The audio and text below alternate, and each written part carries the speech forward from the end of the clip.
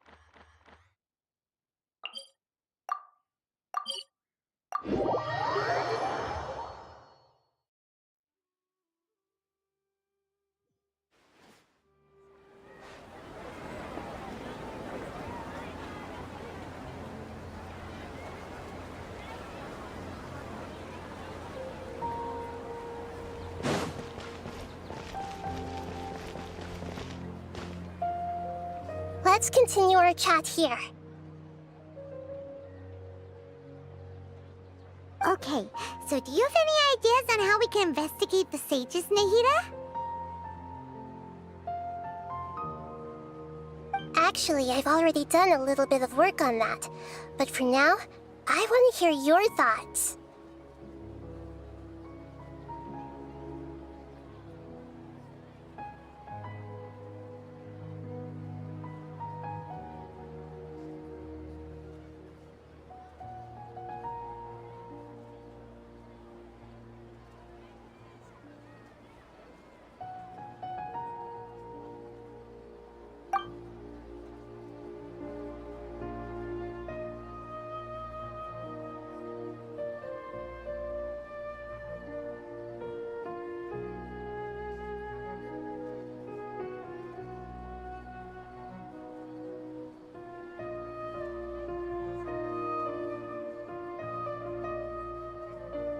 I've already tried that, but all the key members of the Academia, even the core 30 guards, intentionally avoid wearing their Akasha terminals. It seems that from the very beginning, they've been guarding against info leaks from the Akasha. Of course, it could also be because they're wary of me. Have you already caught the sage's attention? I'm guessing not yet. But distrusting me would make perfect sense if they've ever paid attention to the urban legends about me. In any case, I probably can't take over their minds directly. We're in the dark as of now. Since we still don't know anything about their goals, any rash move could tip them off and lead to terrible consequences. After all, every person in Sumeru City is one of their hostages.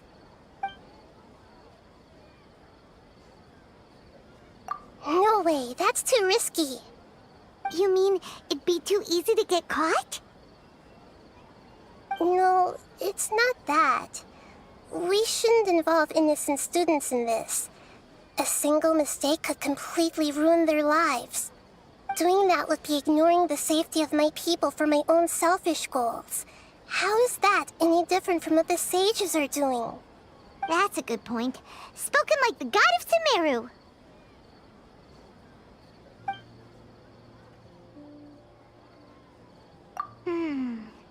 Are we really out of ideas?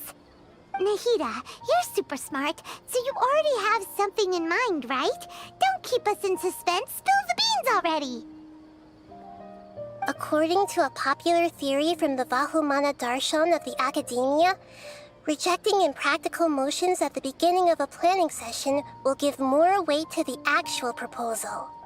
Okay, but aren't you the god of wisdom? You don't have to use that kind of gimmick to make us take your ideas seriously. Well, I've been thinking that if I can't directly possess the leaders, and if I can't get ordinary people involved, then I should find someone who's already involved, but hasn't decided to side with the sages. You're saying we should recruit a spy? That does sound like it could work. Oh, before coming back, we met someone named Alhaitham. He seems like he acts alone, and he likes doing stuff behind the Academia's back. They probably aren't in cahoots. Actually, I already have someone in mind. Do you still remember that female scholar named Setaria? Setaria? Paimon remembers now. Isn't she the one who's always trailing behind the Grand Sage of the Academia? We ran into her basically every time the Sub-Zero's festival repeated itself. You could even say we're old enemies by now. Paimon still remembers the smug and mean way she always spoke to Nilou.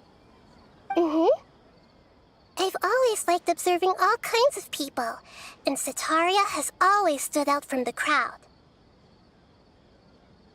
She was born in the desert and was hailed as their greatest genius. Her academic gifts allowed her special admission into the Academia, and also gave her the opportunity to serve as the sage's assistant. Oh, Paimon didn't know she was from the desert. She must be pretty special then. Paimon feels like most of the desert dwellers around the city are working as mercenaries. The name Sitaria means star. When she lived in the desert, she shone like the brightest star in the night sky. Later on, she was chosen by the sun.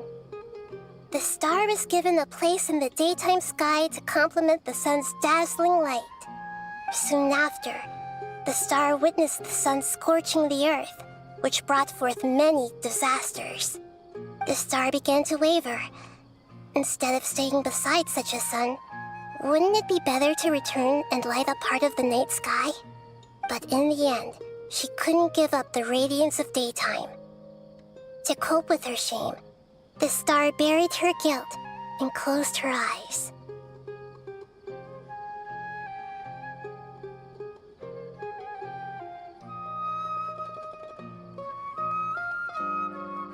From the sound of it, Sitaria's just hung up on the research opportunities here.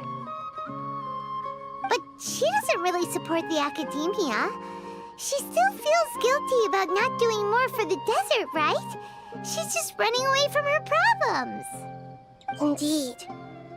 When they are presented with complex moral issues, many people will simply plug their ears and go with the flow until the problem can't be fixed anymore.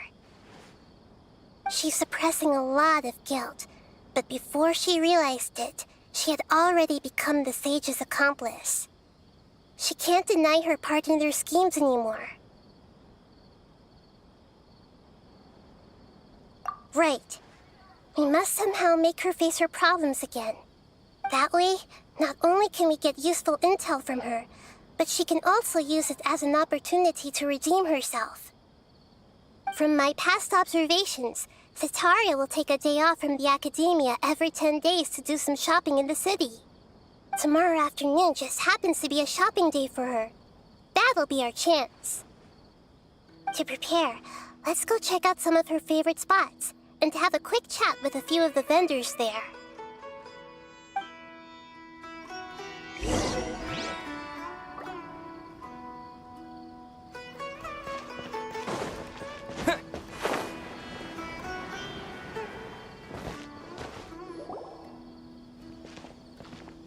This should be Sitaria's favorite fortune-telling spot. So should we ask the fortune teller about Sitaria? No, I already have enough information on Sitaria. The most important thing now is for you to pay attention to the vendor's talking style and key characteristics. Talking style and key characteristics? My poor lost lambs, have you become troubled over your fates? The divine voice of wisdom often echoes between mine ears. If thou be blessed today by the gods, I may be able to show you the way. Huh? Really? Nahida, you've been whispering things to her? Shh! My friend here has some doubts regarding his future. Can we get a fortune reading for him? Of course, of course. In that case...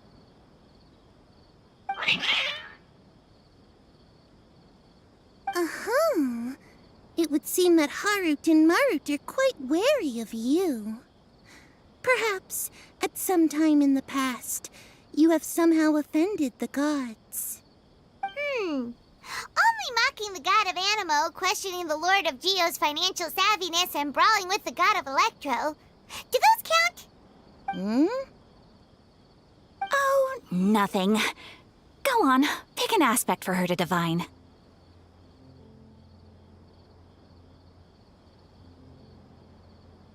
Health prospects, no problem at all.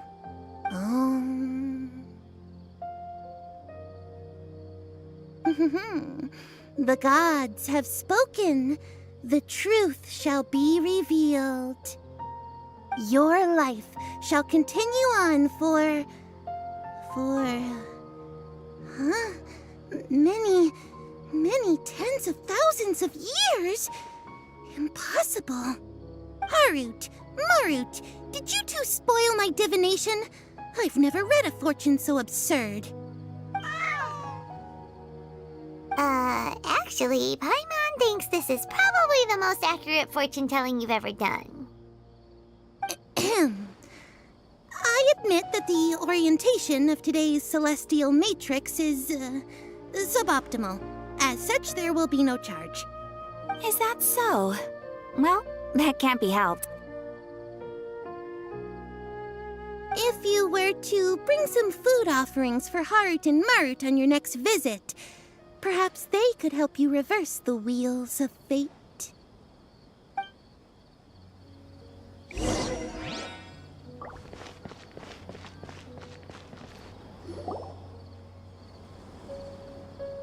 Is this another one of Sataria's favorite stalls?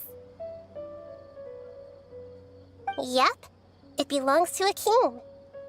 His father helped Sataria a lot when she first moved to Sumeru City, so she still comes by whenever she has time. When I start talking with him, listen carefully to the details of our conversation. Ah, dear customers! Would you like to look at some pottery? We caught wind of your great craftsmanship, so we specifically came to take a look. Oh, I recognize you. Aren't you Miss Catherine from the Adventurers Guild? Sounds like I'm in for some big business. Speaking of, where did you learn this trade? I suppose you could say it all started with my dad. He's a mason by trade, but I picked up an interest in clay while apprenticing for him. After that, I began making pottery by myself in secret, and I simply changed trades when my works turned out well. Although it's a pity that I'm no longer making much use of the knowledge provided to me by the Akasha. That's nice. You're making a living doing something you love. So is your father still working as a mason? Oh no, not anymore. A few years back, he fell from a roof and broke his leg. Since he had already saved enough Mora over all these years, he's just enjoying the retired life in Port Ormos nowadays. I see. We wish him peace and happiness in his retirement. I'll have someone in charge of logistics at the guild come by another day for some goods. We'll leave you to it. Take care now. No problem. Rest easy, all our goods are sure to meet your every need.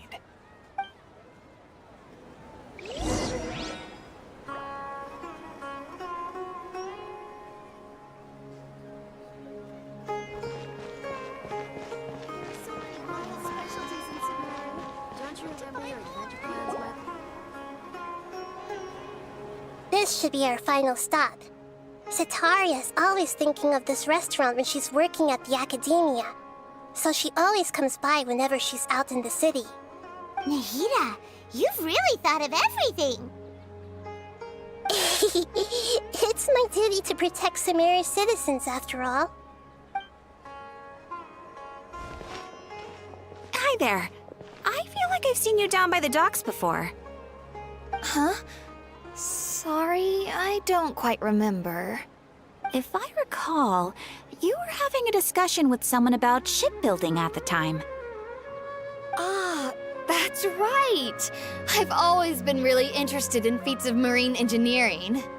After all, I grew up in Liyue Harbor and spent my entire childhood staring at the ships going in and out of the port.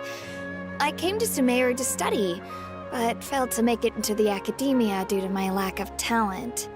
But I'm still discussing all kinds of problems with different scholars, and I'm continuing to study and perform research from the restaurant's basement. I'm sure I'll get to the academia after their next round of exams. What an admirable spirit for learning. Amazing! Sure, but you'll find hardworking people wherever you go. So this restaurant has a basement as well? Huh. First I've heard of it. That's right. It's not usually open to patrons. Most of the time, employees use it for breaks or to hold private events. I see. Yes, that makes sense. Well, good luck with your studies, Miss Chishan. Thank you so much. As long as I can make it into the academia as an official student, I'll be happy.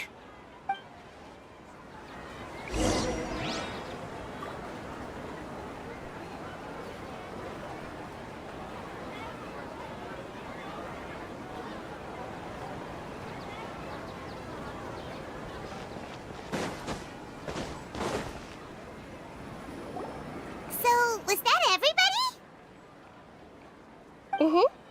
3 familiar faces should be enough for Sataria. What's the point of all the information we've collected?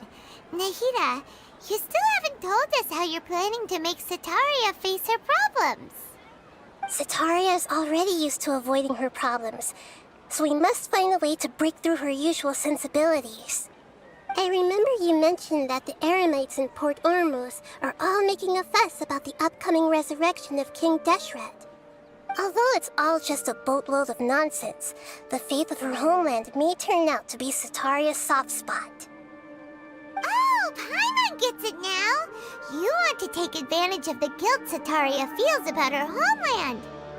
Although she knows she should return home to help the people of the desert, all she's done is conspire with the sages.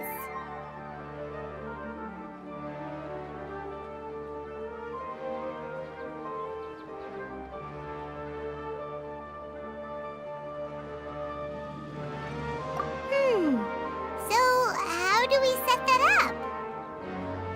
Well, King Deshret is long gone, and Sataria is also too smart to fall for any simple tricks. If we simply engaged her under the guise of King Deshret's believers, she would definitely be wary of us, and we may not get anywhere. But if we were to borrow some of her close acquaintances to talk with her, her reaction would probably be very different. So, you mean you're going to possess those people we just talked to? Yep. Possess them through the Akasha. Imply they've already converted to the faith of King Deshret, and then convey our made-up will of King Deshret. As long as everything goes smoothly, we'll get through to Sataria for sure. She'll never guess that we had anything to do with it. Ah, so that's how you're going to use all the info we collected on these people. It's so that you won't slip up and break form. Possessing them will only work if you can manage to pass off as them. Exactly. So, best of luck with impersonating them. Huh? Best of luck? But we don't know how to possess anyone. That's no problem at all. I'll just share all their senses with you once I've possessed them. As long as you're also wearing an Akasha terminal, the effect will basically be as if you've possessed them yourself. Huh. That is pretty convenient. But why does he have to do this? Can't you do it yourself? Although I've been observing humans for a while, I've never been good at imitating them. You're not wrong. It's always been painfully obvious whenever you try to pass as Catherine.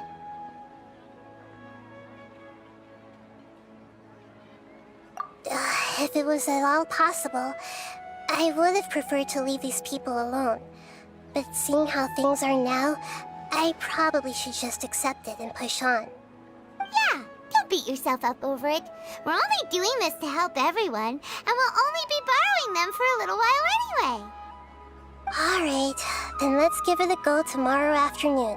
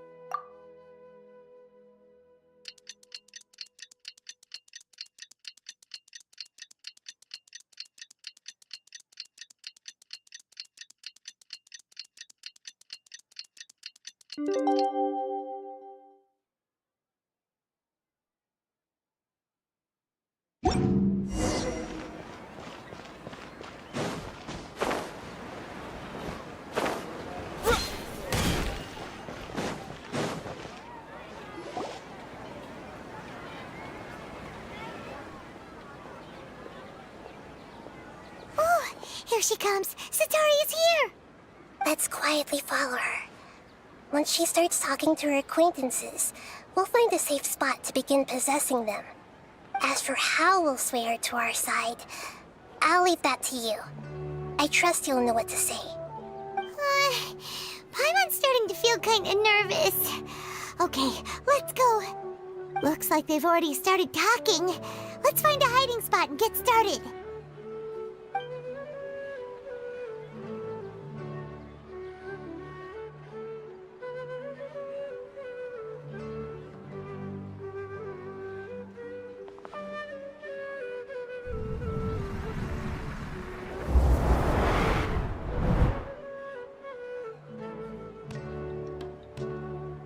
That's right. You really can't force anything when it comes to love. And besides, everyone around me has a very different background and outlook. Are you still listening to me, Nabia? Oh, of course I'm listening. You were talking about troubles with your love life, right? I heard everything you said. Okay then. You just seemed a little distracted for a moment there. Strange. Your cats seem pretty worked up. Is something wrong? I always thought they were quiet, happy kitties. Oh, what are their names again?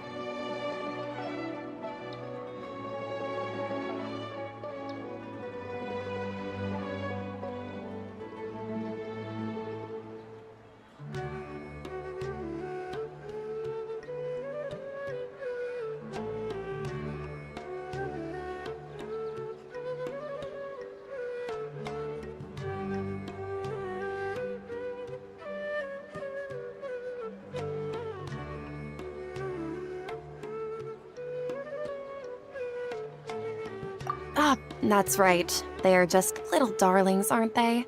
Harut and Marut. So, which fortune do you want me to read for you today? You must have come for another echo of the divine voice of wisdom. I'd like to get another reading on my love prospects, but to be perfectly honest with you, I feel like I've been a real mess recently. A mess? Well, could you do a reading on how long it'll take me to finish my current project at work?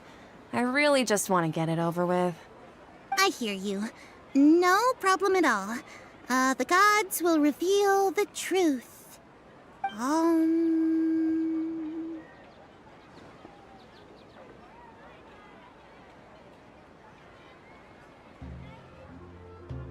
The gods are asking, Setaria, why haven't you gone home?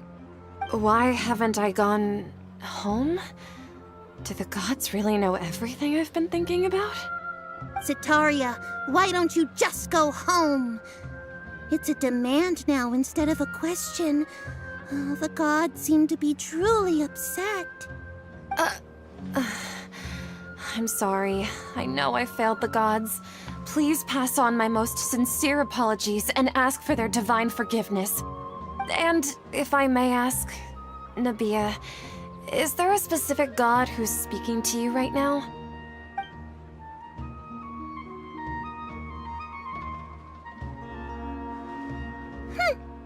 What an inconsiderate and naive question.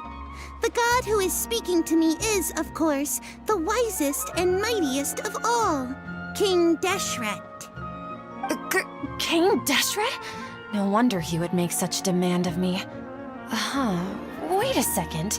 King Deshret passed away a long time ago. Even though news of King Deshret's resurrection has been spreading like wildfire, it's all just a misinformation campaign from the academia. How can King Deshret still exist in real life?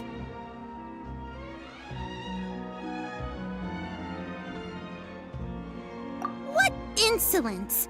I am King Deshret's most loyal believer. Do you wish to refute his voice of wisdom?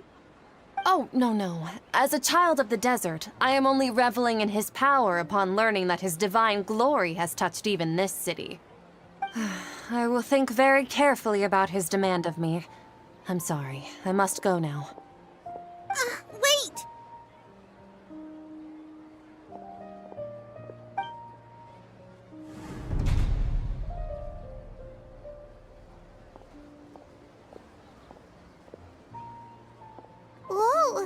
She just ran off in a hurry.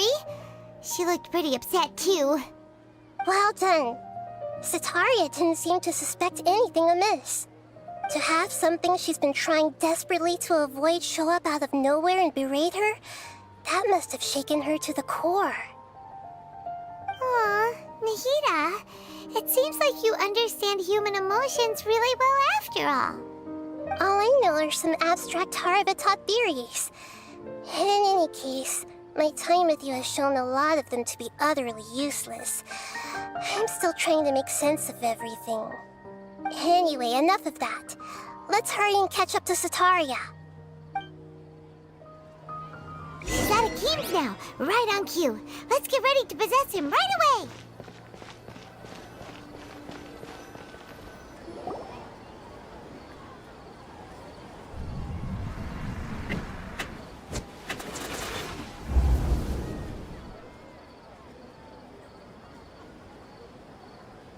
It's okay. I just got caught up in something. Oh, actually, didn't you ask me to help you look for work? What kind of work were you looking for again?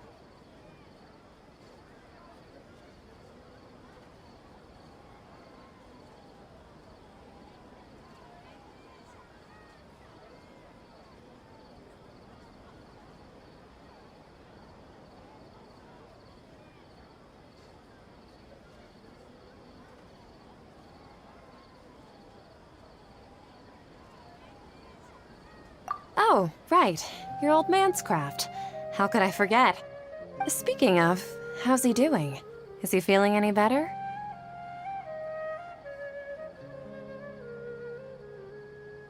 Oh, that's good to hear. I've been thinking a lot about him. If I could get some more time off, I'd love to pay him a visit. Actually, while we're talking about him, is he still living in Port Ormos? Yeah, he's been retired there for a while. If you could find the time, please write him a letter. Let him know that recently, faith in King Deshret has taken root in Port Ormos and has begun to spread across Sumeru. He has a quick temper and has always been a devout follower of the Dendro Archon. I don't want him to get into a fight with those King Deshret believers because of a difference in beliefs. Oh? So, who are you siding with in all of this? The Academia or King Deshret? I'm so jealous of you. You were born a child of the desert, yet you chose to betray King Deshret, and now you spend all your time with those crooks from the Academia. Akeem, you don't mean you've also become a believer of King Deshret? What's so strange about becoming a believer of the wise King Deshret? In fact, aren't you the strange one? The one who still can't pick a side? Can't pick a side? Me? Whoa! Paimon had no idea you'd be so good at this!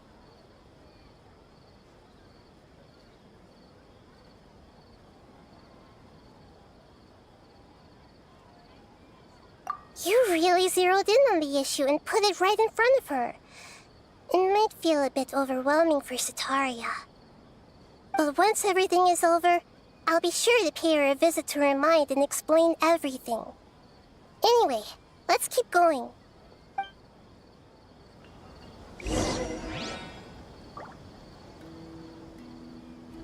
Come on! Sataria's already started talking with Shishan!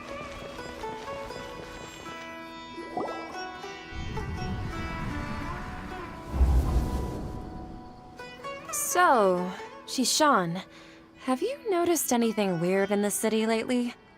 Like, as if someone was trying to preach to you about something?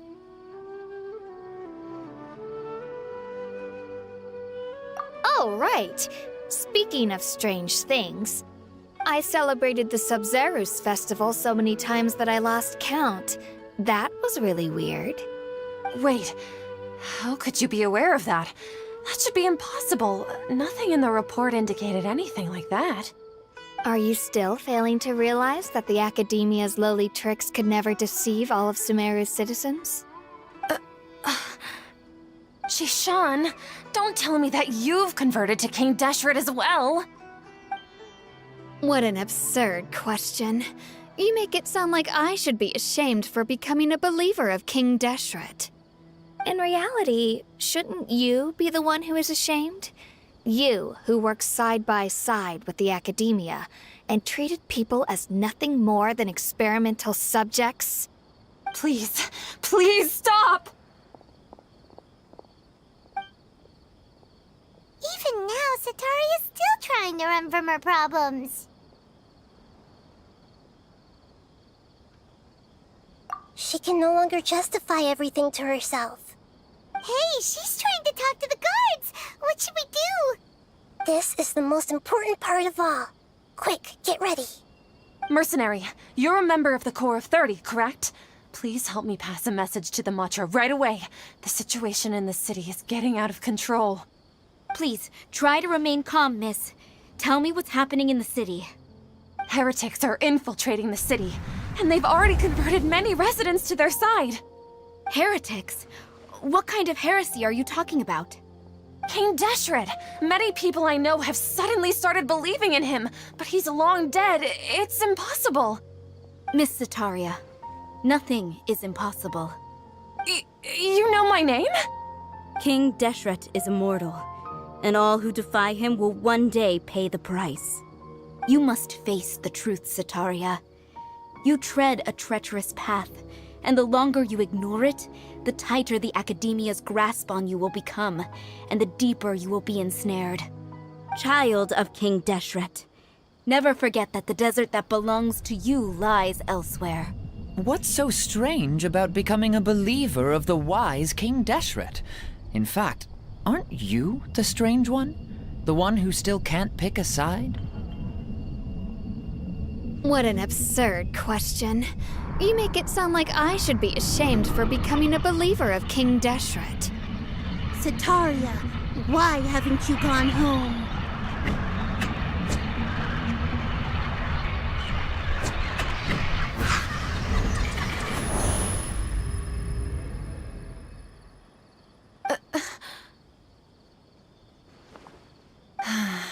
It seems that no matter where I run, I only keep finding more believers of King Deshret.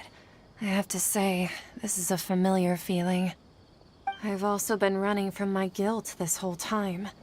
Guilt over my part in the Sage's plans, and from ignoring the letters from the children of my homeland. But no matter how much I may try to ignore or get rid of it, my guilt always comes back.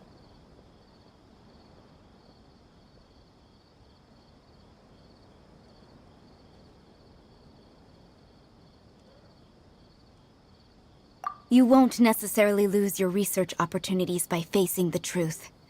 Besides, did you really want to conduct your research while carrying such heavy feelings of guilt? How do you know me so well? Are you truly just a believer of King Deshret? Or are you the god himself? That's not important. The important thing is to pass judgment on the Academia and its sages, and to correct their mistakes. If you could provide some assistance in this matter, perhaps it could serve as a form of atonement.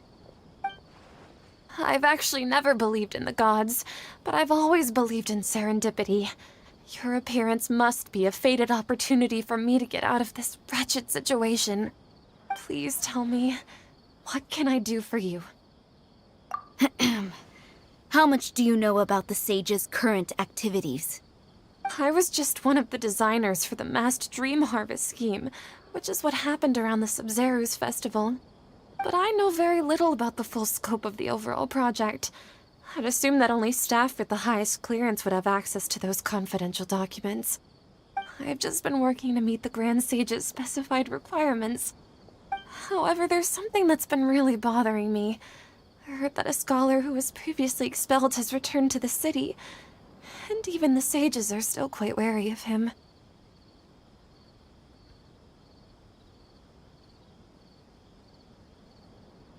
To fight against the Academia, we will need to figure out the nature and the purpose of their work.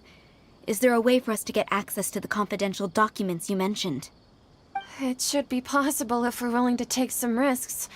After all, I'm an assistant to the Grand Sage, and I've been working on many tasks outside of the project. One thing, though, I won't be able to transfer the documents to you through the Akasha once I get my hands on them. The sages have always closely monitored all activities within the Akasha. Let me see. Let's use the most primitive method.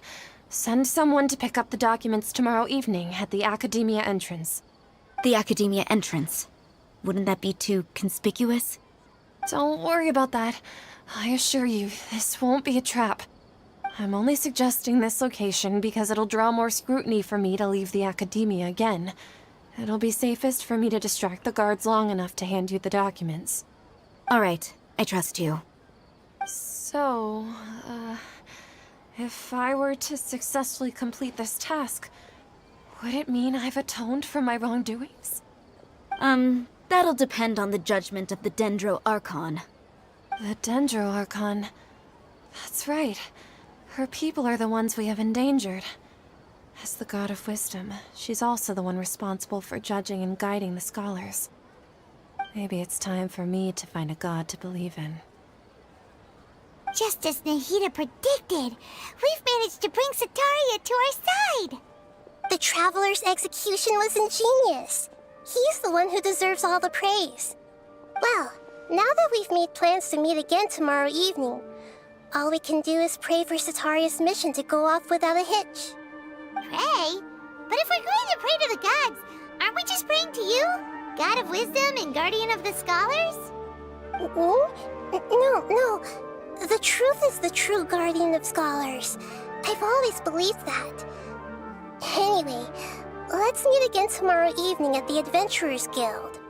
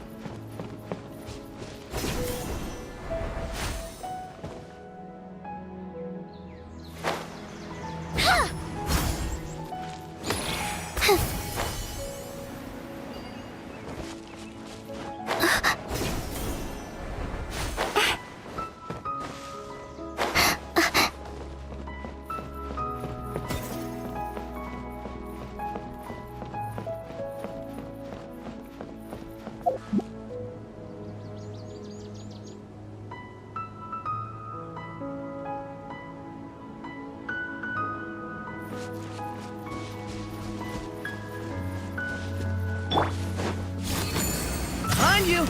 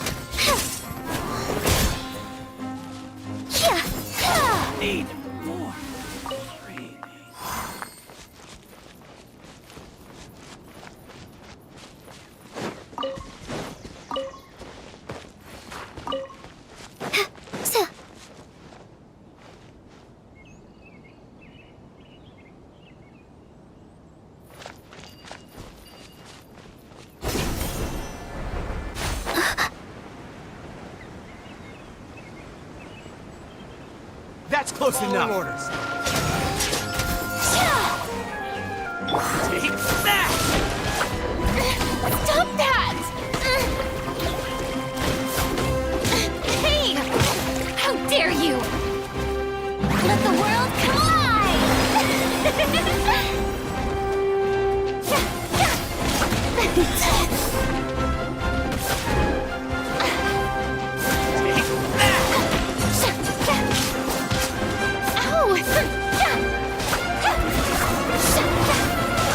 No more tricks up your sleeve! Bomb the jungle! Take that! Try to keep up! May I present? Where do you think you're going?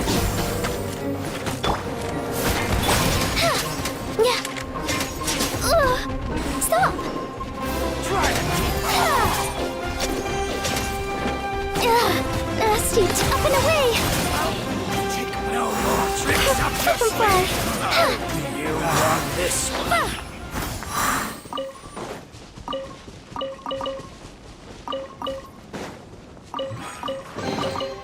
Score! Let's see what's inside.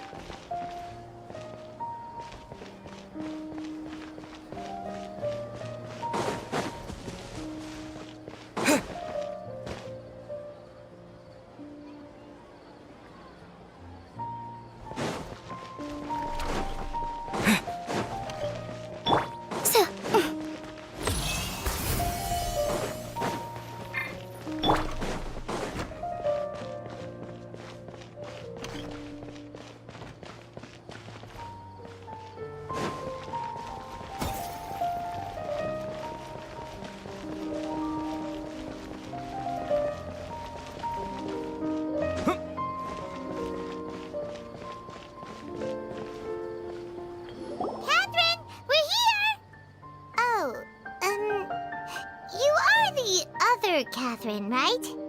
That's right. I suppose I'm the other Catherine in your mind. Shh! We're on a secret mission tonight, so we need to protect Catherine's identity. Yep, Paimon's right. We cannot fully rule out the chance that the meetup tonight is just a trap. If something were to happen, my existence may be the only trump card we'll be able to play. After all, the Academia should still be unable to confirm the existence of my consciousness in the outside world. Yep, exactly. Just what Paimon was thinking.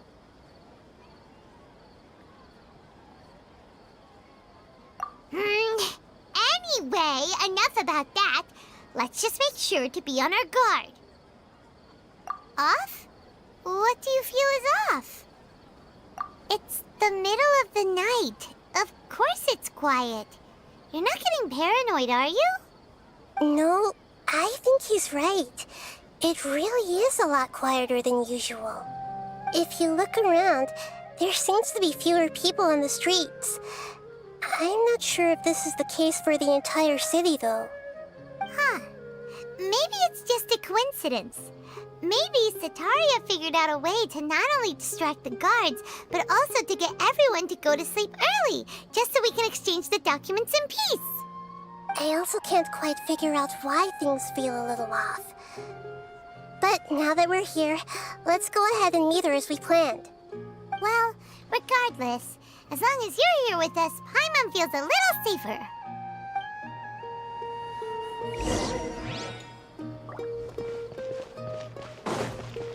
Huh. There really aren't many people out right now. Let's hope it'll be this quiet.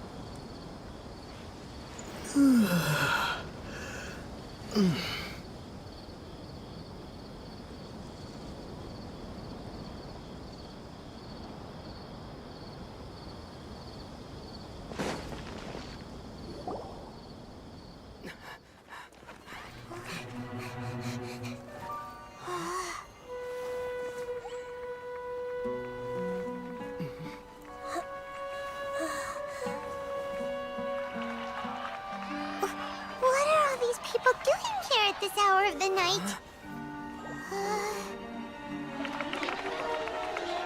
Ah, the triumphant hero returns at last.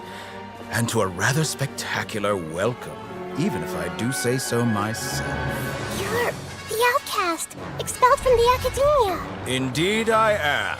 Although these days they tend to call me the Doctor.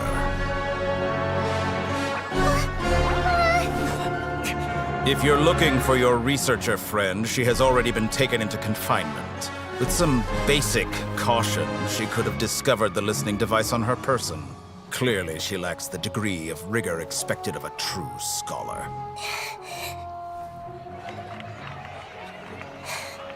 The people of Sumeru City. What have you done to them? I simply made some minor adjustments to their Akasha terminals. Now they can deposit information directly into the subconscious. As you can see, all these lovely people now believe this traveler is a hero who has just saved the world. My experiment is a success. And now it seems they can no longer hold back their sheer adoration. Oh no! What should we do? These are all just Oh, Leave now. You need to get out of here. what? That guy's a Fatui Harbinger! We can't just leave you here! Nor can I abandon the people of Sumeru.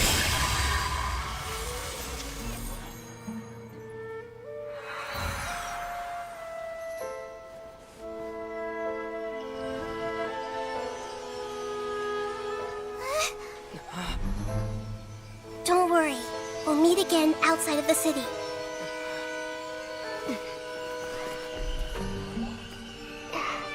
I see.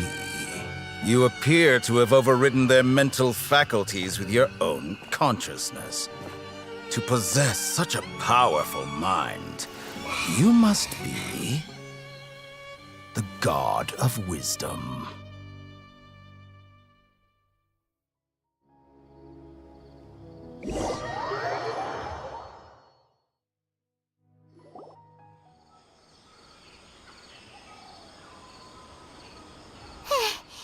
This should be far enough. Whew. Paimon needs to catch her breath first. Is Nahida going to be okay? We only made it out because of her.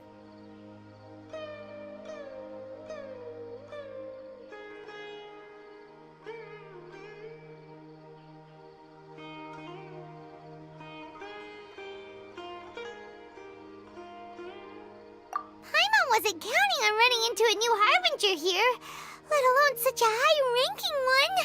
That guy was number 2. So scary. He called himself the Doctor. Remember, Tainari told us about him. Sataria did say that someone who once got expelled from the Academia came back recently. And that even the sages are wary of him. Yep, sounds like she must have been talking about the Doctor.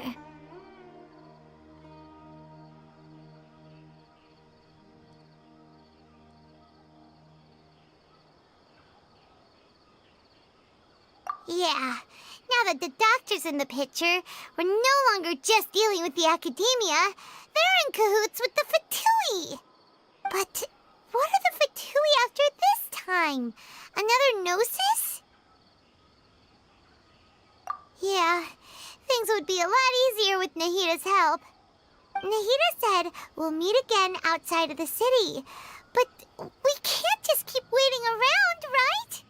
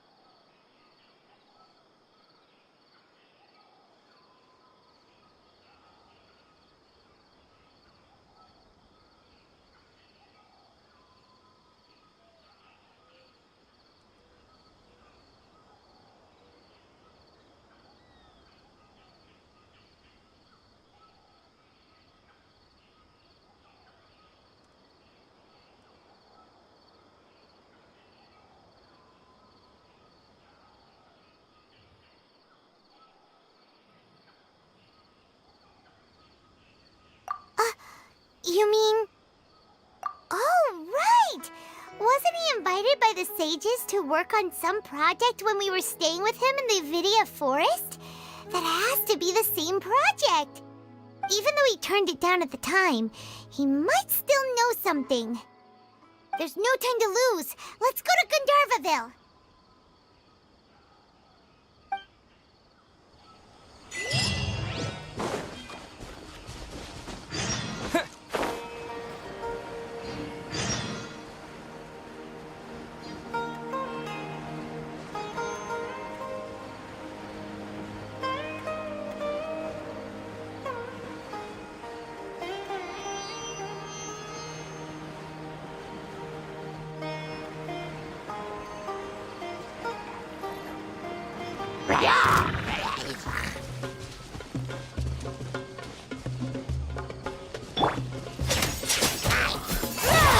Closing in!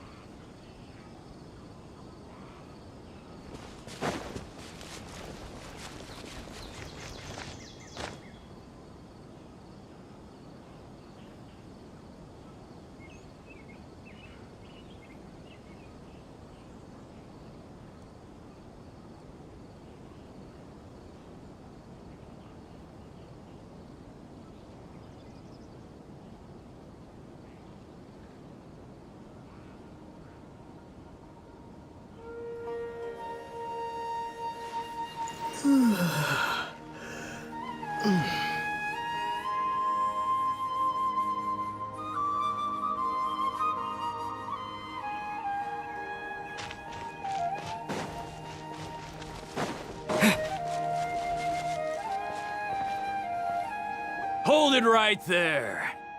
A blonde-haired traveler and a floating fairy. We've got you all right. Take a look around. You've fallen right into our trap. Are you mercenaries from the Corps of 30? Did you come here to arrest us? Corps of 30? We're nothing like those government lapdogs who don't even get scraps for their work. We are an elite brigade that commands the highest commission rate in all of Sumeru. We're here on the orders of a client known only as the Outcast. The Outcast? An outcast from the Academia?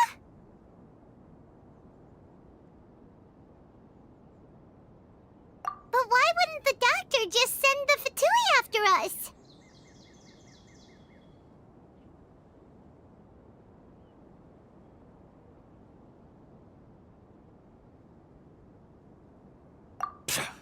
Still wasting time on idle chit-chat. We'll shut you up soon enough. Get them!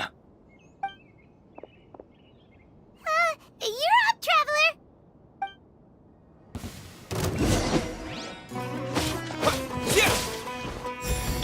Swift is the swallow. Up and away!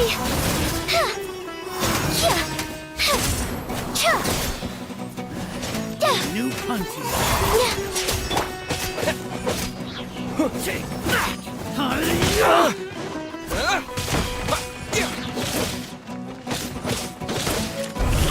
I'll be back. It isn't over yet! Here comes reinforcements!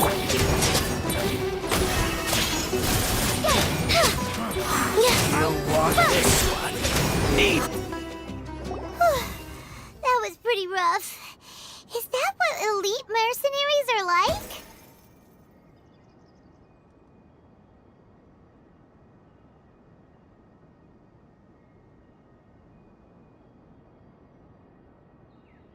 Yeah, looks like we'll have to keep our guards up. But this doctor guy seems like a pretty tough opponent. He knew exactly where to set up an ambush. Did he predict that we would try to find Kainari?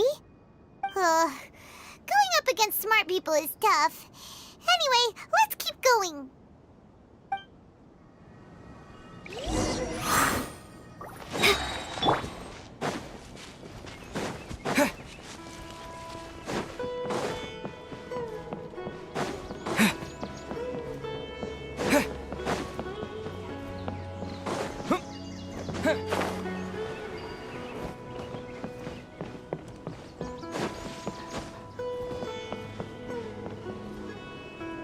Oh, it's the Traveler and Paimon. What are you two doing back here? Kale! It's nice to see you again. Are you doing alright? To be honest, I'm not doing too well. My Elazar has been progressing at a faster rate lately. I'm finding it harder to complete more intricate tasks. As a result, Master Tainari is taking me off the patrol schedule. He will only allow me to stay here and coordinate other people's tasks. Oh, Kale! Speaking of Tainari, did he go off on patrol? We're here to talk to him. Oh, Master Tainari? He just left the Avidia Forest a little while ago. He was headed to Party's DI. He left? But isn't Tainari always saying that he never wants to leave the Avidia Forest? He even turned down the Sage's invitation. I thought it was weird too. Master Tainari always prioritizes his work as a forest watcher above everything. He almost never leaves his post. He left in a hurry this time, though. No, I only found out that he left through a message he left behind. He also made sure to delegate all his tasks using a schedule. To leave in such a hurry? I'd guess he had something urgent to take care of. Master Tainari originally studied in the Immorta Darshan of the Academia, and Partis DI is something like the Immorta's research base. Many rare shrubs and grasses have been planted there for research.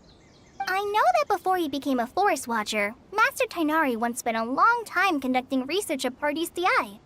A research base, huh?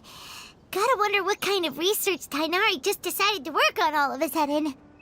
Oh, we don't have a lot of time, so let's go look for him at Party's DI.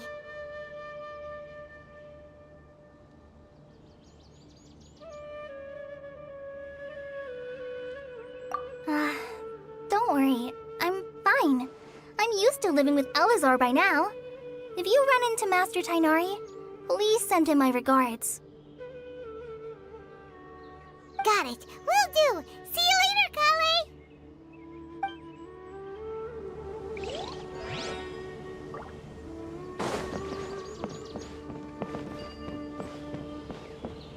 Our recent catch was great. How many Rupa Shiva mushrooms do I need to sell before I can buy a proper hotel?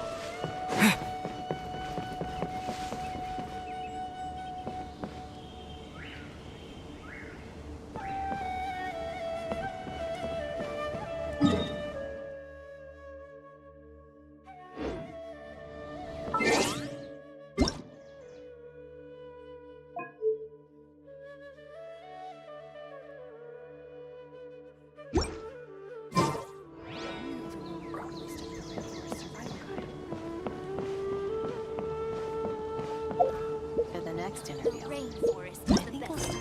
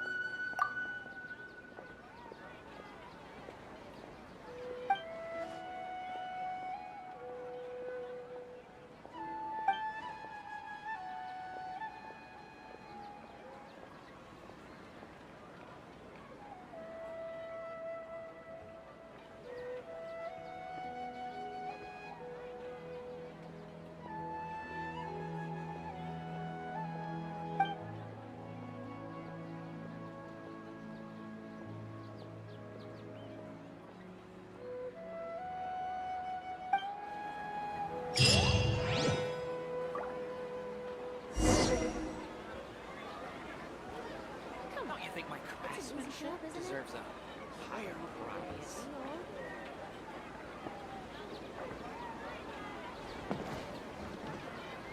It's called being a freelancer. Old folks just don't get it.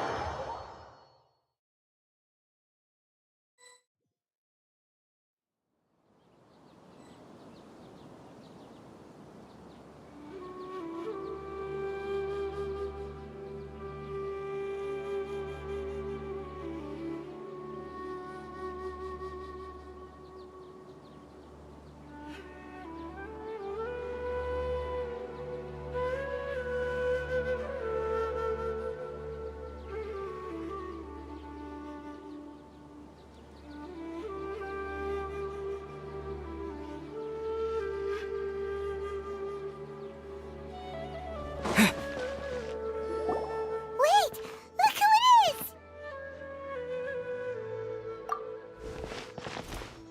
Thank goodness you're okay. We were so worried about you. Hey! This was supposed to be a touching reunion, but you're ruining the moment! Actually, it's very smart of the traveler to be wary of me right now. After all, the doctor has shown that his technology can apparently even control human minds. Plus, it's not like you could have known what happened after we split up and I was facing the doctor by myself. Even a pool of stagnant water after a torrential storm can occasionally pass as a patch of sky. Paimon feels like only the real Nahida could come up with such an obscure analogy. Huh? But I wasn't trying to win your trust or anything. All I wanted was to clarify my point. Well, we understand that point now. Please, Nahida, tell us more about what happened. Are those poor people all right? When you left, I was still in the middle of restoring everyone's minds. Thankfully, when the doctor mentioned depositing information into the subconscious, he didn't mean engraving information into their minds. Instead, he did something closer to creating hallucinations. That was still within my power to fix. Luckily, I managed to finish my restorations and mind jump away from him just as he was about to capture me. Whew. What a relief. The doctor sure pulled out some hidden cards, but good thing we had Nahida with us. I wouldn't be relieved just yet. I gave away my true identity when I restored everyone's minds, which means we've lost another one of our trump cards. Also, the doctor is already an expert at modifying Akasha terminals. Maybe it's only a matter of time until he captures my consciousness inside the Akasha. Would that mean you'd no longer be able to jump between minds? Then how do we stop him? He's still at the academia, so it's possible he already started messing with the Akasha. Ugh, it feels like he's toying with us. What a nasty piece of work. Plus, the doctor's combat ability alone is apparently enough to make him worthy of being number 2 of the Fatui. We shouldn't give up hope just yet. Let's try to find another way to attack this problem. Actually, Nahida, how did you know we were trying to get to Party's Di? Have you been waiting for us? Yes, I have. I can see the traveler's elemental energy, so I deduced your destination by looking at the direction you were moving in. You didn't come here for sightseeing, right? Did you find any leads? We're looking for a scholar we know. His name is Tainari, and the sages once tried to reach out to him. Why don't you come inside with us and see what we can find? Okay, let's just hope we won't get him into trouble.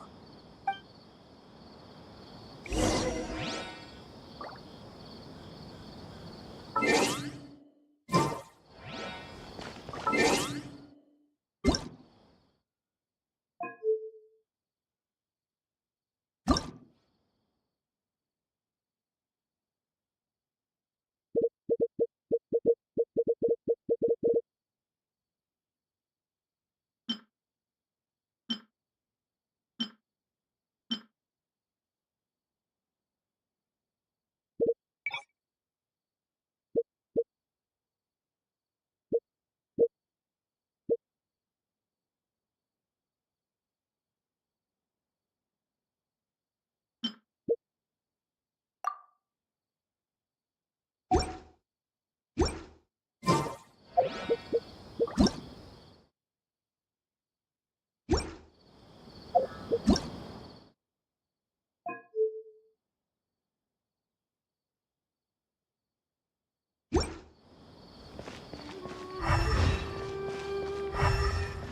results not match my original projections.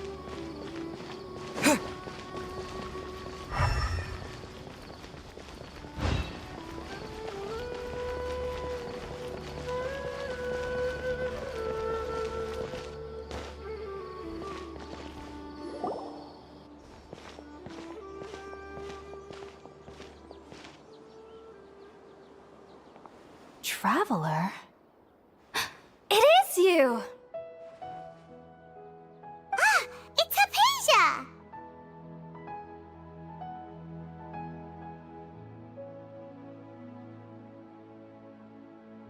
Ah, what a pleasant surprise! It's so nice to see the two of you again. Who's this? She's a scholar we met in the Avidia Forest.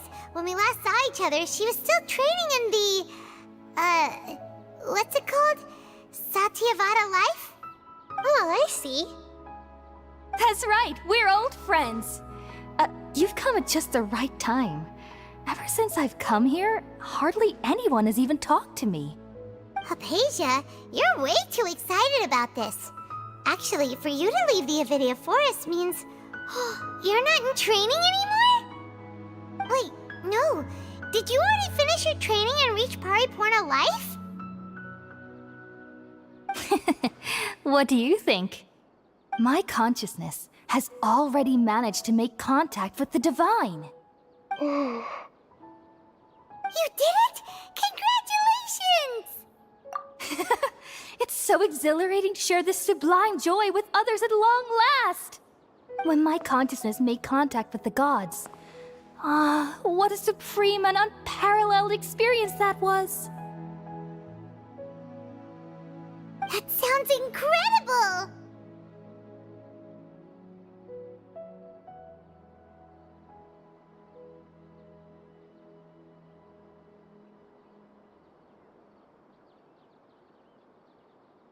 Oh, all right. Actually, please wait. I haven't forgotten my promise to you. Remember? I promised to help you understand what you saw from Irminsul once I gained deeper insights. My current self has not only gained true insight, but I can even help you establish a direct connection to the consciousness of the divine. You can do that? I've never heard of anything like that, but if you want to give it a try, I'll do my best to protect your consciousness during the process. Hold on. I brought some spirit-born ale with me. This is still a crucial part of the ceremony. We're using that incense again? All right now. Hold my hand. I'll help you establish a pathway to connect your consciousness. Okay. Ready?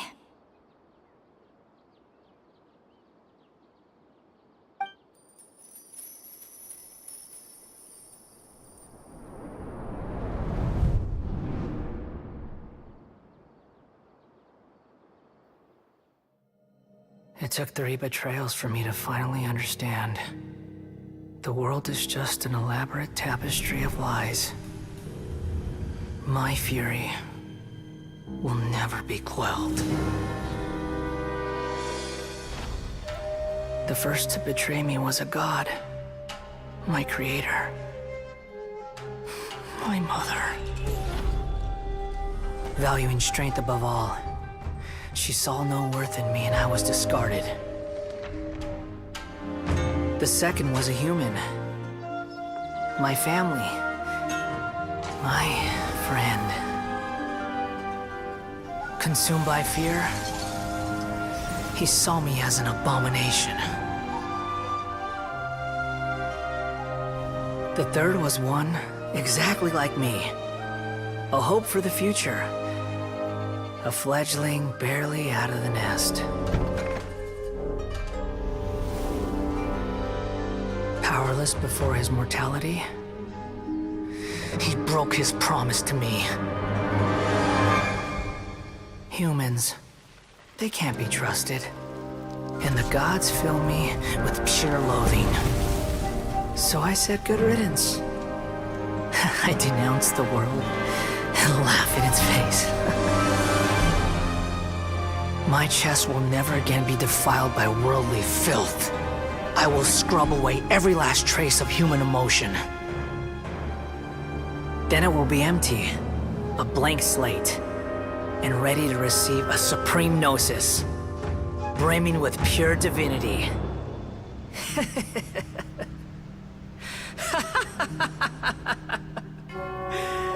There is no need to fear. The pain will be brief. Your era is coming to an end.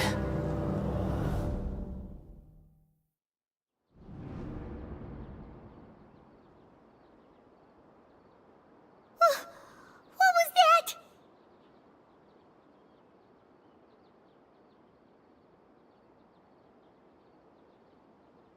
Did we actually just see the Balladier's memories? Everything matches what we know about him. But how is he connected to the divine consciousness that Hypatia was talking about? You saw it, right? You felt it, right? Such a majestic god! Such a noble will! Such sublime emotion! Alas, shame. If only that which beats within my chest wasn't a filthy mortal heart. Oh, great and merciful God! Please grant me forgiveness and salvation! Do you understand now? I'm afraid this is no Puripurna life, but rather...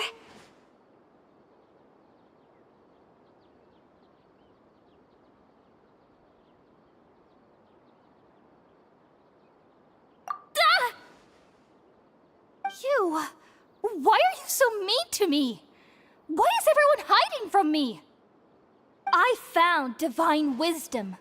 Shouldn't I receive light in the darkness? Hypatia? That's how I always thought everything should be. Wait, have I already lost my mind?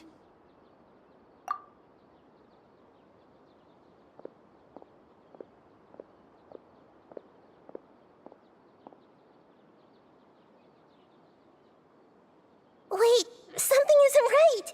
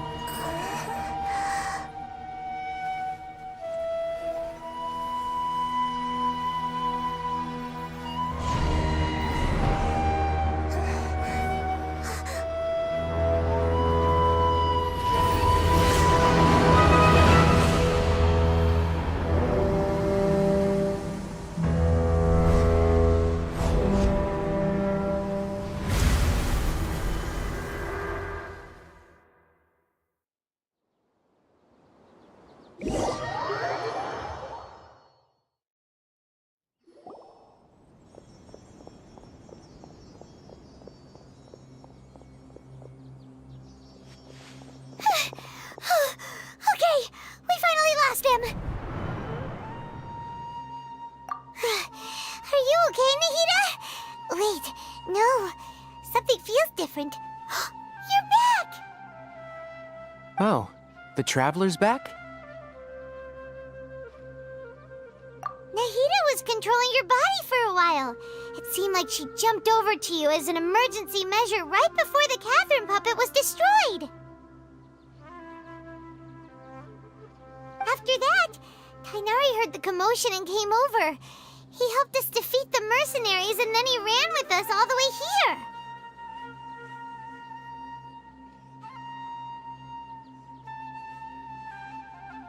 What? You swapped places? You mean your consciousness also went into Nahida's body? Wait, then where is Nahida's consciousness? Where is she now? I never imagined that an individual's consciousness could be transferred around like this. Had I not seen it with my own eyes, I would have never believed it. I don't think this can be achieved with current human technology. Also, while we were running, the consciousness in your body told me to pass on a message. She said, "The doctor has found a way to trap my consciousness, so I can't journey with you anymore. But even in a moonless night, a shower of starlight can still drown out illusions and lies." Oh no! Nahida's trapped in the sanctuary of Suristhana for good this time. Was that message all she left for us? It's pretty vague.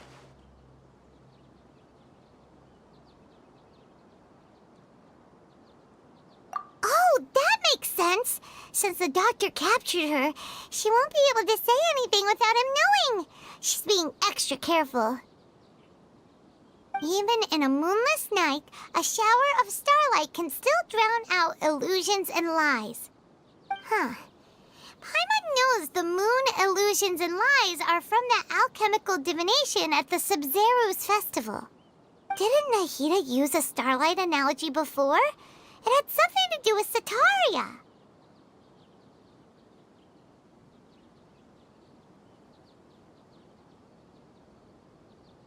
Oh, that makes a lot of sense. Huh. Do you think Nahida was telling us to go find help in the desert? But she isn't with us anymore. Think we'll be okay? Paimon, you said Sanctuary of Suristhana, correct? Does this mean that this Nahida you're talking about, the consciousness who was occupying the traveler's body, is the Dendro Archon? Your guess is correct, but the situation's a bit complicated, so it's really hard for us to explain right now. That's all right. A scholar's curiosity doesn't need to be appeased right away. As for the complicated nature of the situation, safe to say I have witnessed that for myself. I've spent some time with you, and it looks like the Dendro Archon's also on your side. So, I trust you. Thank you, Tainari. Oh, actually, we came here to ask you a question. What do you know about the project that the sages have been working on? That. While I was indeed invited to join that project, the sages were always secretive about its scope and goals, so I eventually declined. All I know is that the project has something to do with the restoration of Irminsul. Huh? Did you see something when you were in Nahida's body? What? Do you have any evidence?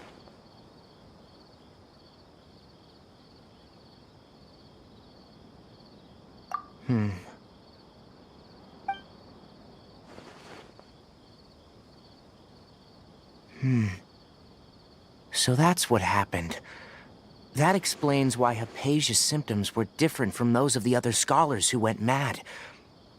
It's because she made contact with the consciousness of a new god who is still in the process of being born. Tainari, did you leave the Avidia Forest because of Hypatia? I did. I noticed Hypatia's mental anomalies, but since her symptoms were rather atypical, I secretly took her to Pardis Di and began searching for a way to return her to her normal self. If I didn't take action, Hypatia would have already been taken by the Matra to the desert, doomed to a life of exile at Aru village. Now that you mention it, I knew the Academia has never thought particularly highly of Lesser Lord Kusanali, but I still didn't expect them to do something Arrogant is creating a new god. Looks like I made the right decision by not accepting the Doctor and the Balladeer. We have 2 Fatui Harbingers in Sumeru. Sounds like we're in for a bad time. From your description, I don't think they've completed their project. There may still be room for us to intervene. But then, what is the connection between creating a new god and restoring Irminsul? Yeah, it feels like we're still nowhere close to figuring out the sage's goals.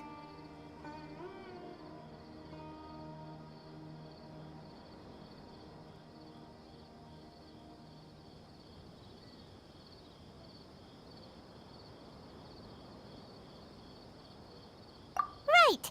We've pretty much gone over everything we need to know, so we should head out. How about you, Tainari? What are you going to do? I'll stay here for now. I still want to try a few more things to help Hypatia. If you're planning to go into the desert, start by heading for Caravan Ribat.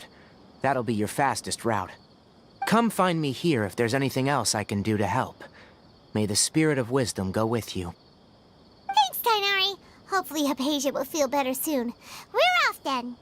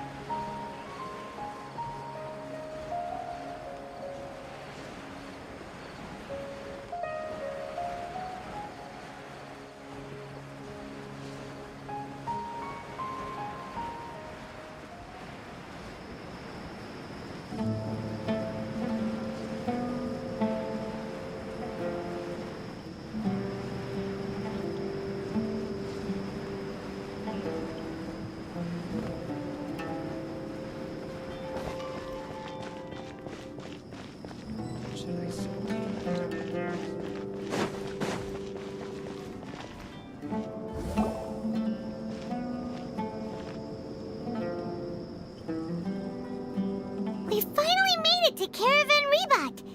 It's pretty lively here. So, just past this wall is the desert, huh? Oh, wow. Paimon remembers hearing people call this the Wall of Samiel. It's made to block sandstorms from the outside. Oh, if it's this tall, it's gotta be the divine work of Greater Lord Rukkhadevata, right?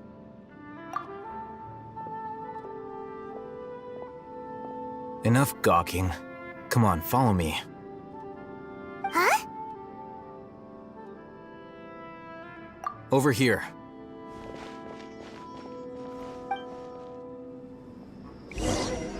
Oh, Hatham went that way! Let's hurry up and follow him. Wonder what he's up to.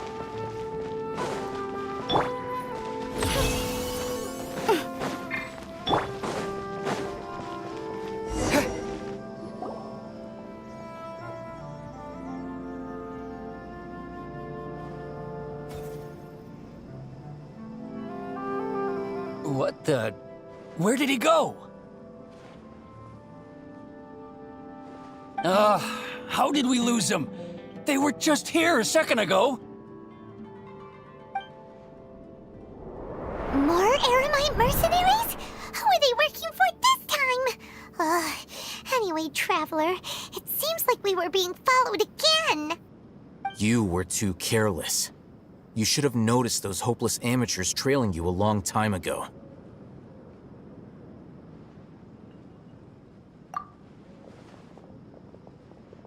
There's no need to thank me. I've never cared to keep track of personal favors. All I did was correct a mistake I happened to come across. It's a habit I developed at the Academia. You really gave Paimon a scare, Al Hatham. We never thought we'd run into you here. Last time we met at Port Ormos, didn't you say you were going back to the Academia? Wait, don't tell Paimon that you're here to take us back on their orders! Oh, so you've already landed yourselves on the Academia's hit list. I can't say that I didn't expect it. However, had I wished to turn you over to the Academia, don't you think you'd already be the Eremites' honored guests by now? Oh, right. You do have a point.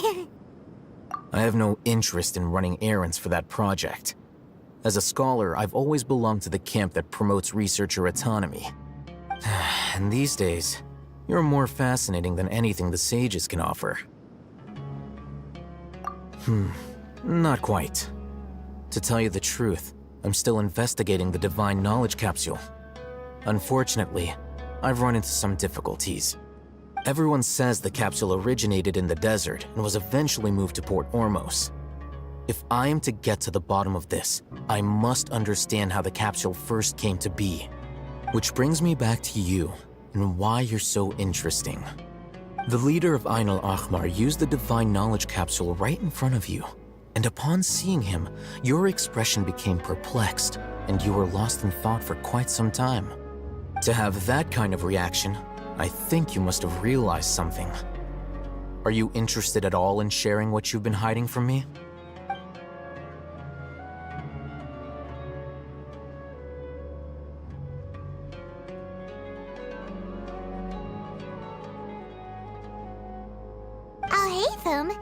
You really have a ridiculous eye for detail. What kind of person even notices or remembers stuff like that? So that's your answer. Well, I do work for the Academia after all. So considering that, it is indeed wise to keep your cards close to your chest. But that does prove you do have some undisclosed information about the Divine Knowledge Capsule. Am I right?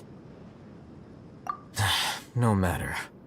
Rather than simply learning the answers from you, I'd still prefer to investigate on my own. Speaking of, you two are also headed to the desert? That's right! We have the same plan as you! But we don't really have any concrete goals at the moment. Then I'd suggest starting with Aru Village. It's the largest settlement in the desert, so it'll probably have more resources and intel than anywhere else. Well, would you like to head there together? It's always better to travel with someone you know. Let's go!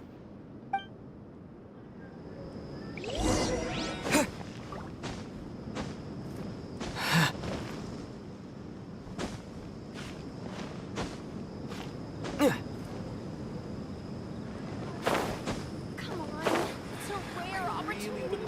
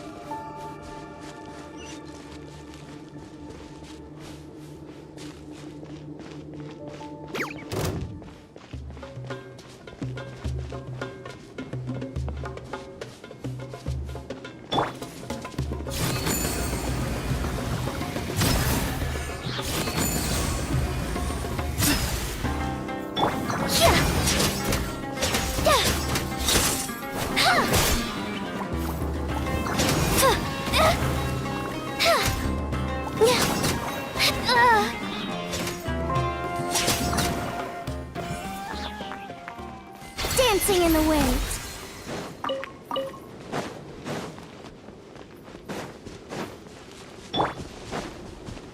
Another test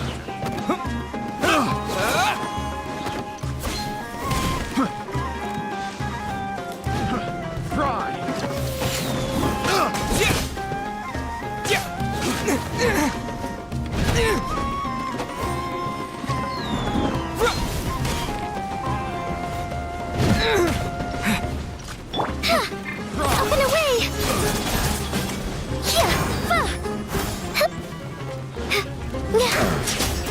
Closing in! The hunter. comes the hunting. Try! Picked the wrong Just a test moment. subject. Let's tally this up.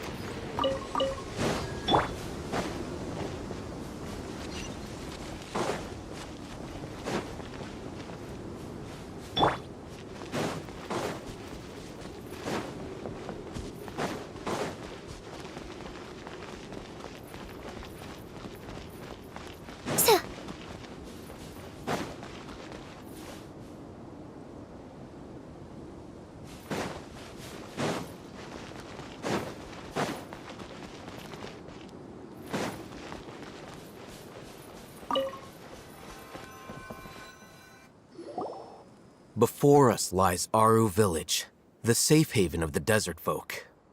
Whoa, this landscape is really something else. What a cool place! Let's go check it out!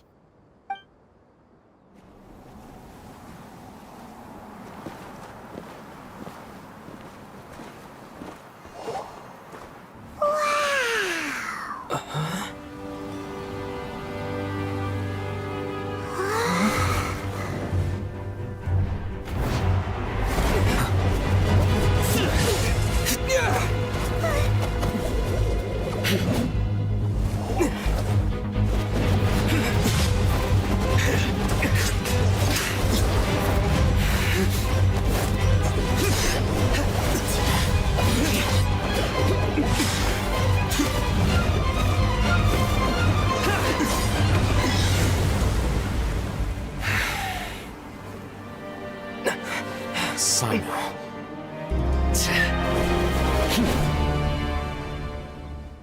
Unless my memory fails me, we have barely spoken 2 words to each other before now at the Academia. Would you care to enlighten me as to when and how I invited the General Mahamatra's wrath? Hatham, do not think you can escape my judgment just because you managed to escape my attack. Judgment? So that's how you'd characterize your actions here, is it? Or would elimination perhaps be a more accurate description? Had I used my full strength, not even this traveler would have been able to stop me. Though styled like an assassination, I sought only to ensure that my target would be unable to flee or resist. Standard practice for the Matra, as well you know. Seemed to me more like your own personal touch. Who is that, Alhaitham? Did you call him General Mahamatra? Yes. General Mahamatra Sino, head of all the Matra at the Academia. He's a formidable hunter, and the ultimate nightmare for any who have committed academic crimes. You seem to have placed a lot of trust in Alhaitham, to the point of blocking an attack for him. If I were you, I'd never choose to side with him. I wouldn't believe a single word that comes out of his mouth. I have been pursuing this scribe for a long time. I urge you, stand back and do not seek to defend him any longer. Otherwise, there will be consequences. Has Alhaitham done something wrong? Paimon doesn't think he's as bad as you've made him out to be. I won't waste my breath explaining things. Alhaitham, I saw it during our fight. Take it out. The divine knowledge capsule you're hiding on your person. Unless you want me to retrieve it for myself. Very perceptive of you. Nothing escapes a Matra's senses. Wait, the divine knowledge capsule? Didn't it fall into the Matra's hands in Port Ormos? No wonder you speak with such confidence, Sino. But I must admit, I'm very curious. What does this capsule mean to you? And why, as General Mahamatra of the Academia, are you all alone in the desert? As far as I'm aware, the other Matra have been speculating about your disappearance. Have you been given a mission that's, let's say, morally dubious? If I was the real target of your mission, what was stopping you from simply using your authority and resources to judge me within the walls of the Academia? I should have known you'd be difficult to deal with. You two! Ugh! What you would do, Traveler? Paimon feels like we can't trust either of them! Ahem. Well, look at you two, acting all tough and self-righteous over there. Wait, Dia? Great! Finally, someone that we can trust! You gotta help us out here, otherwise these two are gonna start fighting again! Yeah, sure looks that way. Two giants from the academia duking it out once and for all. Not something you get to see every day, that's for sure. Listen, I know you academic types love to fill up your big brains with self-righteous morality and lord your empty rules and virtues over each other. But how dare you bring your petty disputes into the safe haven of Aru Village? It seems like someone's gonna have to beat some sense into your thick skulls until you finally learn to respect these grounds.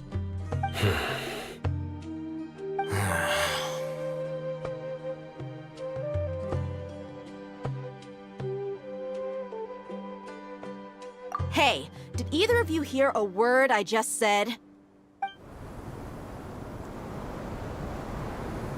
Whoa, what's going on? The wind's so strong! Is this a sandstorm? Paimon's gonna get blown away! Another sandstorm? What's up with these recently? Hey! All of you, over here, quickly! We have to take cover! Someone's calling for us! Oh, this wind is too strong! Let's get over there! That sounded like Candace. Come on, you two. Jeez, are all of you academia folks such hard work? Move it! All right, stop yelling.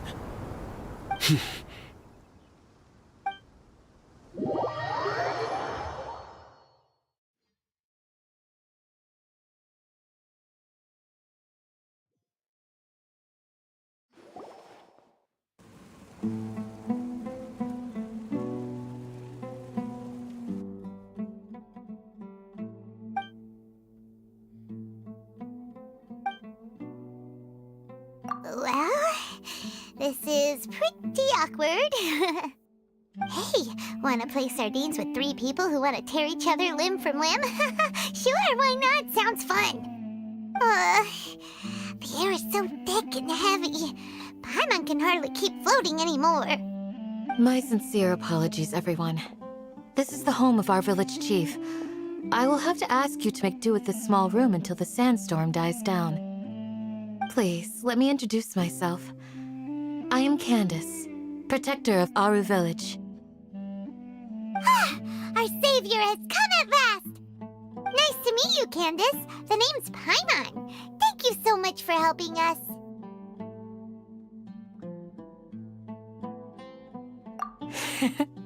There's no need to thank me. It's only right to help each other when the weather gets rough. Wow, she's so gentle and caring, like a nice older sister. Unlike those guys over there. All right, now that we're all better acquainted, we should return to the topic at hand. As a guardian charged with the responsibility to protect my fellow villagers from harm, I was observing your conflict from afar, even before the sandstorm started. And now that you have set foot within our village itself, it is all the more my responsibility to make absolutely sure that you pose no threat whatsoever to us. So please, have an honest and sincere conversation with one another, and put your hostile feelings to rest. If anyone dares to start anything again while they are under this roof, I will not hesitate to send them out for some quality time with the creatures of the sandstorm. Oh, on second thought, Paimon may have misjudged Candace's character. And that goes for you too, Miss Dia. Do I make myself clear? All right, we got it, Candace. That's what I like to hear. So, which of you will begin? I was supposed to be a mediator, but I might have gotten a little too involved just now. Anyway, one of those two should probably start talking. Wait, that was you trying to be a mediator? I have nothing to hide, so there's no shame in explaining myself. While Al-Haytham wasn't wrong about the other Matra not knowing my whereabouts, it's not because I've been assigned a morally dubious mission. Rather, I've chosen to exile myself. Huh? Exile yourself? A little while ago, I discovered that there was data missing in the Academia's project planning and development files. What little they did report clearly did not match the project's actual progress. As General Mahamatra, I had the responsibility and authority to request an audit. However, to my surprise, the person responsible for the erroneous data was none other than Grand Sage Azar himself. I tried to investigate the issue myself before submitting a formal audit request, but I soon found that all leads and potential pieces of incriminating evidence were carefully concealed from me. I began to realize that they were cautious of me from the very beginning. Unsurprisingly, the Grand Sage rejected my audit request as soon as the submission reached his desk. He even said to me, "The power of the General Mahamatra is granted by the sages. You have no right to judge us." So they really are up to no good. I realized then that to the Grand Sage, the Matra are nothing more than tools for the sages to assert and maintain their control over knowledge. The vows that we took, the principles that we strive to uphold, they are meaningless to the academia of today. I believed it would be wise to flee the academia before the sages had a chance to take action against me. This way, they can no longer see nor predict my actions. I will never give up on this investigation. There's no need for someone else to give me power or authority. Once I find the truth, I will administer judgment by my own name. Sino seems to have the same goal as us. We're all investigating the sages. Plus, now that he's no longer the General Mahamatra, he somehow feels a lot less scary.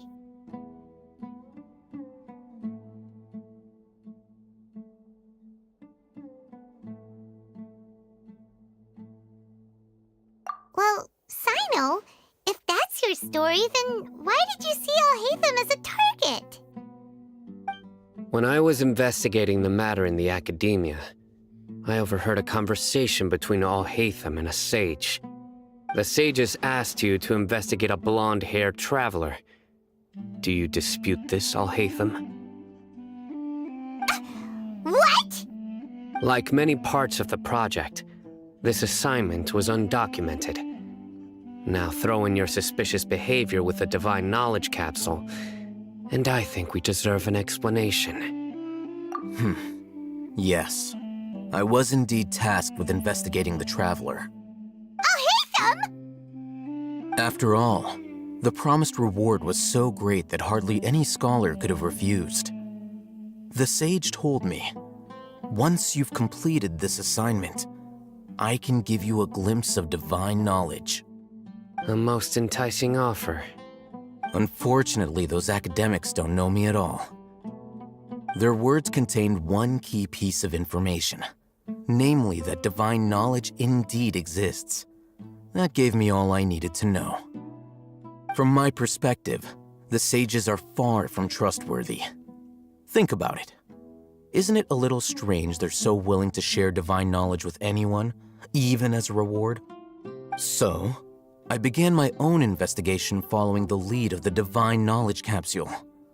In the end, I realized my wisdom in committing to this rather than collaborating with the sages.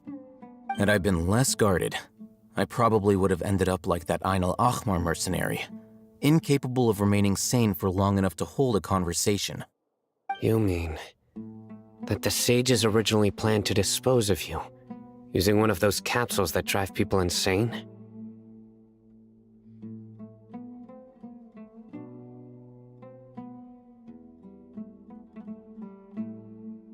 I'd already given up on the assignment by then. I only told the academia I was waiting in Port Ormos for you to appear so they wouldn't suspect anything. So it came as quite a surprise when I encountered my erstwhile target while investigating the Divine Knowledge Capsule. Criminals do love to talk about coincidences. Even though I ran into the Traveler by chance, I had no intention of providing assistance to the Academia. Also, you should remember, you were the ones who decided to follow me and strike up a conversation after I left that tavern.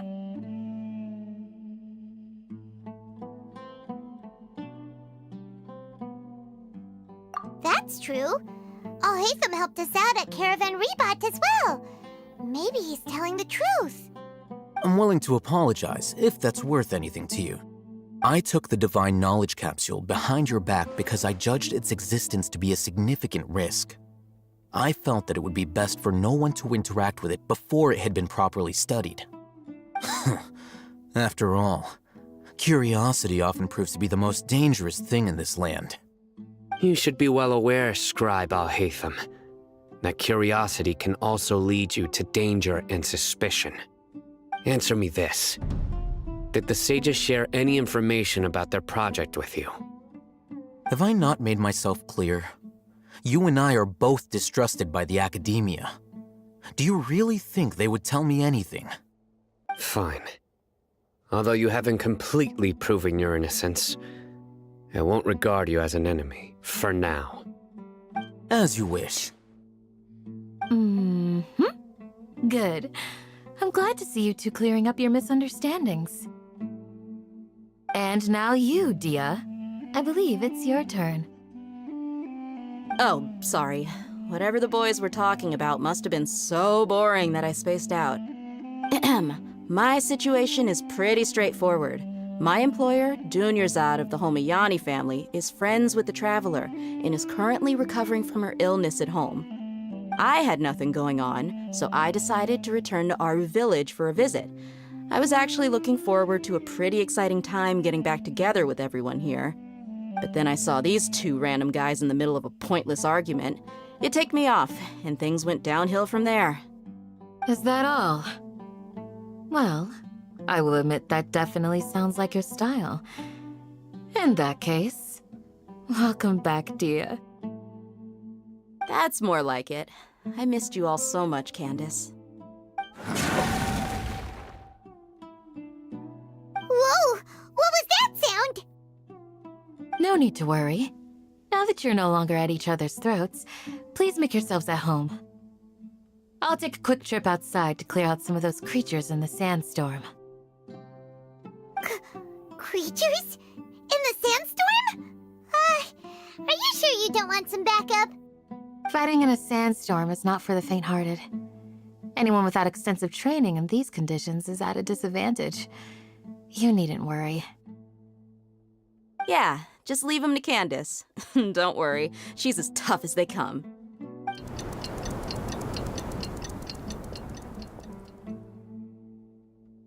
The wind's died down. That means the sandstorm's over, right? Candace still isn't back yet, though. Is she alright? Maybe we should go out and check on her. When you put it that way, even I'm starting to feel a little worried.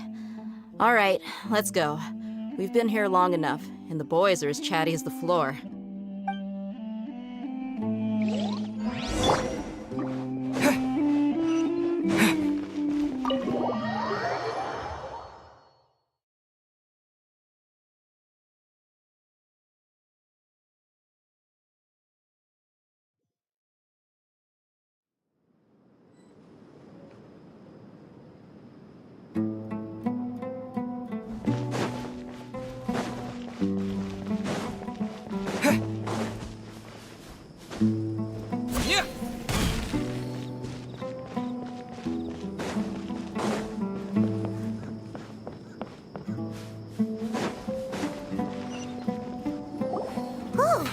Candace, you're still fighting? You've been out here dealing with these creatures the entire time? Yes. They just keep coming in waves. I've lost count of how many I've defeated. Before I realized it, even the sandstorm had stopped. Ah! Here comes another wave! Leave this round to us. I got interrupted earlier, but now I have something to take my anger out on. It's been quite a while since I've seen the Flame Mane in action. I'll leave these to you then. I'll be sure to put on a good show. Let's go!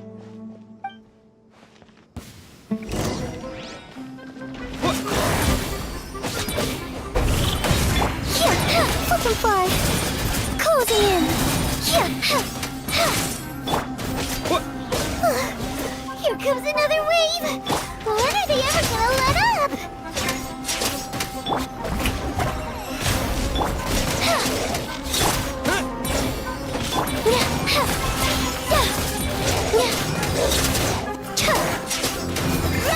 Ills be gone!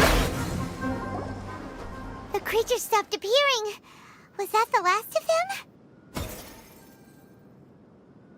What we fought just now was probably the aftermath of the sandstorm. So we should be safe for the time being. Well fought, everyone.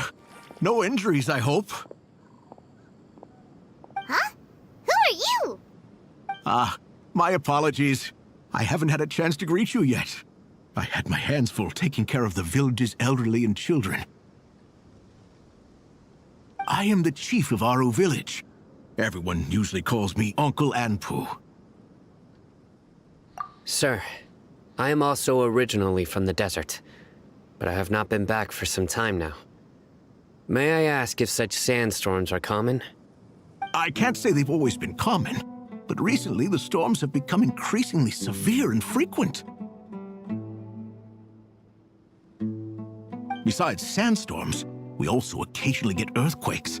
According to an investigator who stayed in the village a while ago, these unusual natural phenomena are related to the withering of Irminsul.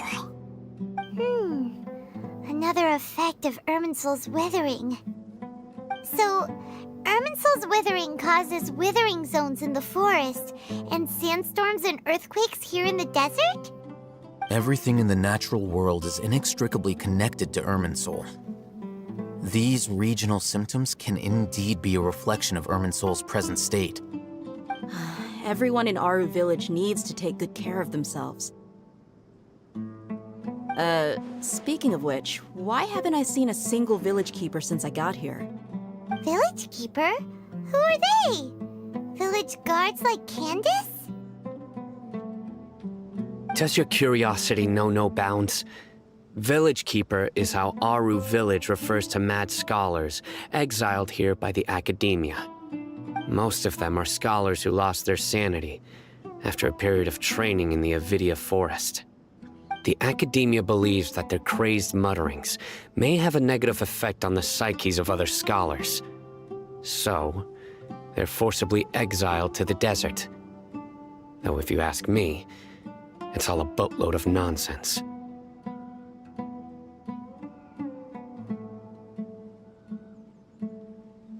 Alas, that's exactly what we've been trying to investigate.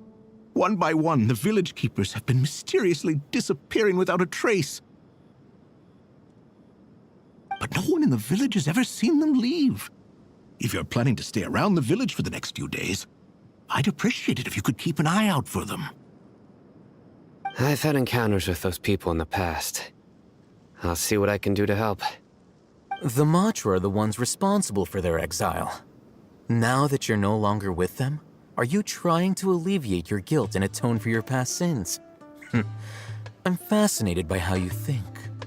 Mock me if you will, but if you are guilty, I will eliminate you, regardless of my position or identity. Oh, you're the former General Mahamatra. You must be an expert in these kind of investigations. Thank you for your help. Is it because you're reminded of Hypatia? Oh, these poor scholars. First they lose their sanity, now this! We need to help get them back home, safe and sound. But, is it really a good idea to tag along with Sino? You seem like you really don't trust him.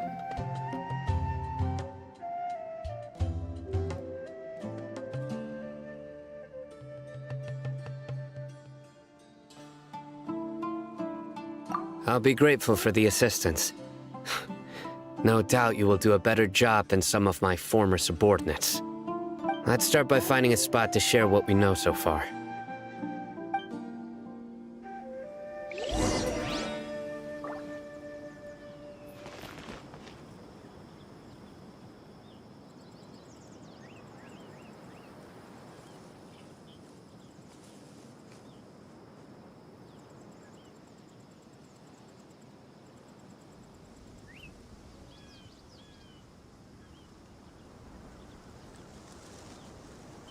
When in Aru village, please respect the local customs.